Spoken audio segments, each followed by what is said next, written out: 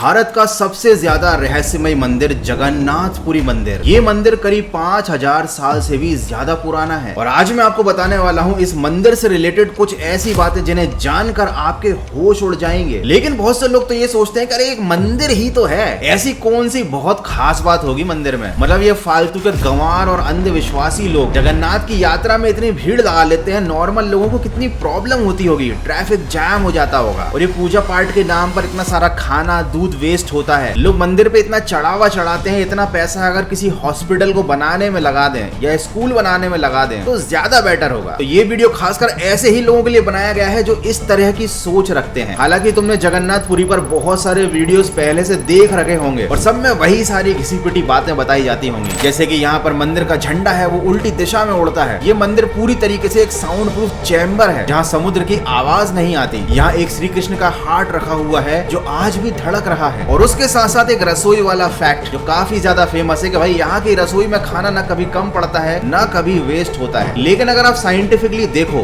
तो क्या कोई हार्ट इस तरह से लकड़ी की मूर्ति में रखा रह सकता है, वो भी पिछले 5000 साल से। मतलब अभी तक तो उस हार्ट को सड़कर खराब हो जाना चाहिए था, ये धड़क कैसे रहा है? ऐसा इसलिए हो रहा है शायद कि ये कोई हार्ट है ही नहीं, ये कोई एडवांस एंशिएंट टेक्नोलॉजी है, शायद उस जमाने का एक आर्क रिएक्टर है। अब तुम बोलोगे कि गौरव भाई उस जमाने में साइंस की बातें कहाँ होती थी, तब तो लोग बैलगाड़ियां चलाते थे, भगवान श्री कृष्ण तो खुद गाय चराते थे, उनके पास आर्क रिएक्टर कहाँ से आ गया? तो भैया इन्हीं सारे सवालों के जवाब मिलेंगे आपको आज के इस वीडियो में। और अगर तुम आर्क रिएक्टर का मतलब वो आयरन मैन वाला आर्क रिएक्टर, मतलब वो चमकने वाला गोला समझ रहे हो तो बिल्कुल सही जा रहे हो। तो यार बस आई थिंक इतना इंट्रो काफी है, तो बस इतना ही कहना चाहूंगा कि आयरन मैन अगर कर दे तो चमत्कार, और अगर हमारे देश में वही काम हो जाए तो इसे कमेंट में तुम लोग खुद ही पूरा कर देना। तो चलते हैं जगन्नाथपुरी की यात्रा पर उसके रहस्यों की खोज करने इतिहास की तरफ आज के सबसे तगड़े वीडियो में।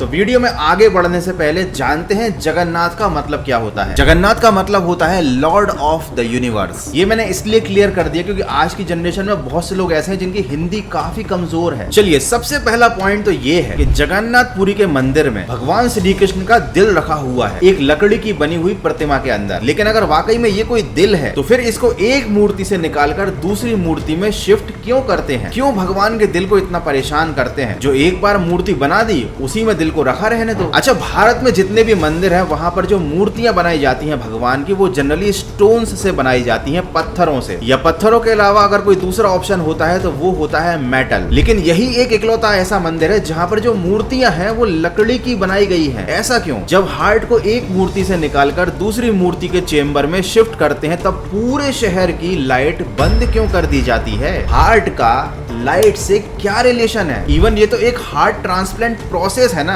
तो यहाँ पर तो और लाइट रहनी चाहिए ताकि कोई गलती ना हो जाए अंधेरे में। लेकिन यहाँ तो उल्टा ही होता है, यहाँ तो पूरी लाइट बंद कर देते हैं। पुजारी अपनी आंखों पर पट्टी बांध लेता है, हाथ में ग्लव्स पहन लेता है। जिस चेम्बर में ये प्रोसेस होती है जहाँ पुजारी एक मूर्ति से निकालकर भगवान श्री कृष्ण के दिल को दूसरी मूर्ति में रखता है, वहां पर तो घुप अंधेरा होता ही है, पूरे शहर में अंधेरा होता है। अच्छा मुझे बताओ साइंटिफिकली क्या ये पॉसिबल है कि 5000 साल तक किसी भी एक दिल को प्रिजर्व करके रखा जा सके, वो भी बिना किसी एडवांस टेक्नोलॉजी के एक लकड़ी की मूर्ति में? आई नो आपको भी ये चीज इम्पॉसिबल सी फील हो रही होगी। अब आप बोल रहे हो कि गौरव भाई वीडियो शुरू हुआ और तुम हम पर सवाल दागते जा रहे हो, लेकिन इन्हीं सवालों के अंदर तो छुपा हुआ है वो जवाब जो जगन्नाथपुरी की एडवांस टेक्नोलॉजी को हमारे सामने लेकर आएगा। देखो एक्चुअली में जगन्नाथपुरी के मंदिर तक ये श्री कृष्ण का हृदय कैसे पहुंचा, श्री कृष्ण जी की मृत्यु कैसे हुई, ये कहानी मैं आपको नहीं बताऊंगा क्योंकि इस पर ऑलरेडी यूट्यूब में बहुत सारे वीडियोस बने हुए हैं। लेकिन अगर आपने कहानी को ठीक तरह से सुना है या सही रिसोर्सेज से पढ़ा है तो आपको पता होगा कि भगवान श्री कृष्ण के इस हृदय को कहा जाता है ब्रह्म पदार्थ, जिसे इंग्लिश में कहा जाता है द डिवाइन मटेरियल। अब मुझे ये बताओ कि एक हार्ट को जो कि ह्यूमन बॉडी का एक पार्ट है उसको किसी मटेरियल से क्यों कंपेयर किया जा रहा है? और ये जो पूरी कहानी थी हृदय की जगन्नाथपुरी के मंदिर तक पहुंचने की, वहां पर साफ साफ ये चीज मेंशन की गई है कि जब भगवान श्री कृष्ण की देह को मृत्यु के बाद जलाया गया था तब पूरा शरीर पंच तत्व में विलीन हो गया था, राख बन गया था। लेकिन केवल शरीर का यही हिस्सा था जो जला नहीं था और ये तभी पॉसिबल है जब ये शरीर का हिस्सा मसल्स और फ्लैश से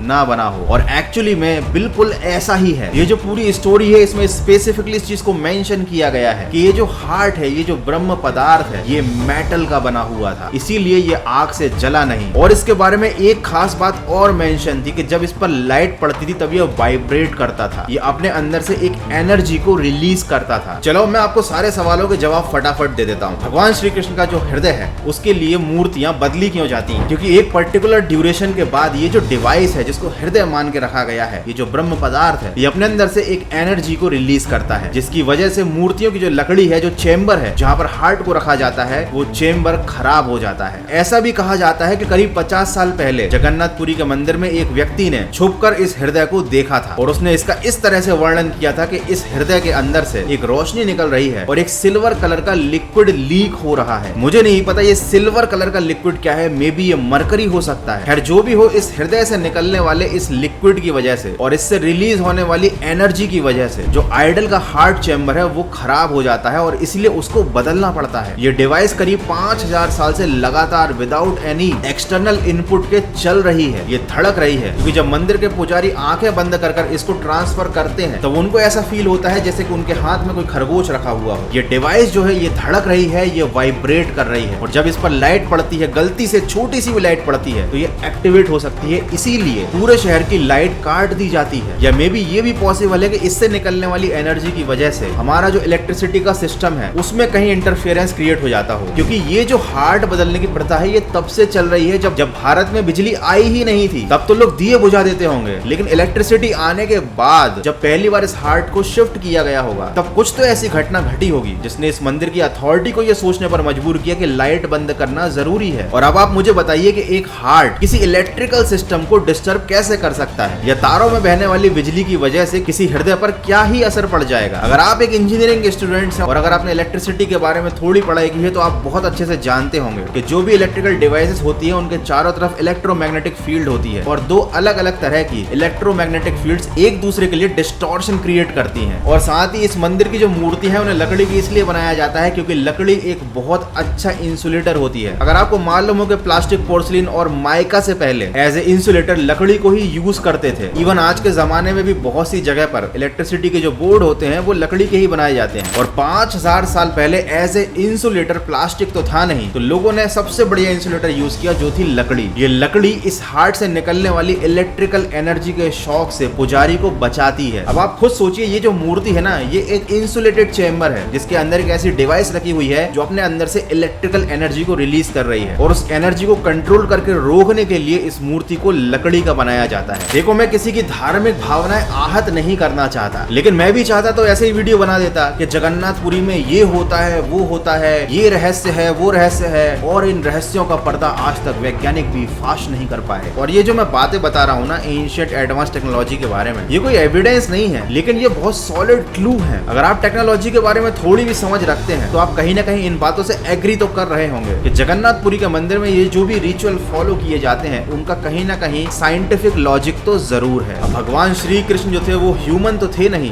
वो ऑब्वियसली गॉड थे, भगवान थे, और उस जमाने के बाकी लोगों की नजरों में वो एक सुपर ह्यूमन थे, the super human with very high and advance technology. और अगर आपको लग रहा है कि आयरन मैन मूवी में जो आर्क रिएक्टर बताया गया था ये एक फिक्शन है, ऐसा पॉसिबल थोड़ी है, तो मैं आपको बता दूं यू आर रॉन्ग। साइंटिस्ट काम कर रहे हैं एक पोर्टेबल फ्यूजन रिएक्टर पर जो काफी हद तक हार्ट की तरह ही दिखता है, और ये फ्यूचर की टेक्नोलॉजी है। ये एक ऐसा पोर्टेबल डिवाइस है जो एक बहुत पावरफुल एनर्जी सोर्स की तरह काम करता है और आने वाले समय में ये हमारी पूरी टेक्नोलॉजी को बदल देने वाला है। तो क्या ये पॉसिबल नहीं है कि इसी तरीके की कोई डिवाइस बहुत पहले इन्वेंट किया चुकी हो? हालांकि केवल जगन्नाथपुरी का मंदिर ही एडवांस टेक्नोलॉजी से रिलेट नहीं करता। जब महाभारत का युद्ध हुआ था तब जो ब्रह्मास्त्र यूज किया गया था उसके बारे में भी यही कंक्लूजन निकलता है कि वो एक एडवांस न्यूक्लियर बॉम्ब था। अब खैर मैं इस टॉपिक पर डिटेल में नहीं जाऊंगा क्योंकि इस बारे में मैंने ऑलरेडी डिटेल में पूरी वीडियो बना रखी है, प्राचीन भारत की एडवांस टेक्नोलॉजी, लिंक डिस्क्रिप्शन में दे दूंगा, वहां से जाकर देख लेना। तो यार ये जो कुछ भी होता है जगन्नाथपुरी के मंदिर में, कि उसके ऊपर से प्लेन नहीं उड़ पाते हैं, झंडा जो है वो अपोजिट डायरेक्शन में मूव करता है, उस जमाने में एक साउंड प्रूफ टेक्नोलॉजी यूज की गई है, वो भी रॉक्स का यूज करके। ये कोई चमत्कार नहीं है, ये साइंस का चमत्कार है। और सबसे ज्यादा हैरान कर देने वाला चमत्कार तो है श्री कृष्ण जी का हृदय, वो ब्रह्म पदार्थ जिसका रहस्य हम लोग अभी तो फिलहाल नहीं नहीं समझ पा रहे हैं। लेकिन आई होप कि फ्यूचर में इस चीज का रहस्य खुल जाएगा, और जब खुल जाएगा तब तुम लोग याद करोगे कि गौरव भाई तुमने ही तो 20-30 साल पहले वीडियो बना के ये सारी बातें बोली थी, लेकिन तब तक मैं और तुम हम दोनों बुढ़े हो चुके होंगे। यार अभी तो जवान हो, तुम्हारी उंगलियां काम कर रही हैं, तो अगर ये वीडियो अच्छा लगा है तो इसको लाइक कर दो, क्योंकि आज का वीडियो यहीं पर होता है समाप्त। और बहुत से लोगों ने तो कमेंट कर भी दिया होगा जय श्री कृष्ण, लेकिन बहुत से लोग ऐसे होंगे जो ये कमेंट करेंगे गौरव भाई क्या यार तुम हमारे धर्म को विज्ञान के साथ जोड़ रहे हो, तुम हमारी आस्था को ठेस पहुंचा रहे हो। तो भाई देखो, मुझे मालूम है जगन्नाथपुरी का मंदिर और इस देश में जितने भी मंदिर हैं वो केवल टेम्पल्स नहीं है, वो हमारे इमोशंस हैं। लेकिन अगर आपको ये चीज पता चलती है कि आप जिस संस्कृति को फॉलो करते हो उसमें जो भी रिचुअल्स हैं वो अंधविश्वास नहीं है, उनके पीछे साइंटिफिक लॉजिक है, वो एडवांस टेक्नोलॉजी से जुड़े हुए हैं,